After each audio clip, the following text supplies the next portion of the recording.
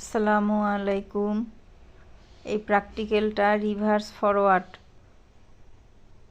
আপনারা সবাই জানেন লিফটের উপরের দিকে যাওয়া এবং নিচের দিকে নামা, এবং কখনো কখনো মোটরকে ঘড়ির দিকে ঘোরানো এবং ঘড়ির বিপরীত দিকে ঘোরানো। এই প্র্যাকটিক্যালটা মূলত সেটারই জন্য। এই যন্ত্রটার নাম হচ্ছে ম্যাগনেটিক কন্ডাক্টর। এটার নাম থার্মাল রিলে বা ওভারলোড রিলে, আর এটা হচ্ছে পুশ বাটন সুইচ। এই তিনটা দিয়ে আমরা কিভাবে এসি 3 ফেজ মোটর কন্ট্রোল করব সেটার এই প্র্যাকটিক্যাল আমরা সংযোগ করে নিয়েছি। দেখেন, সংযোগগুলো আপনাদেরকে দেখানো হয়েছে।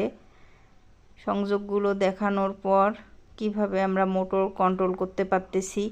যদি আমরা ফরওয়ার্ড বাটন চাপি তাহলে আর রিভার্স বাটন কাজ করবে না।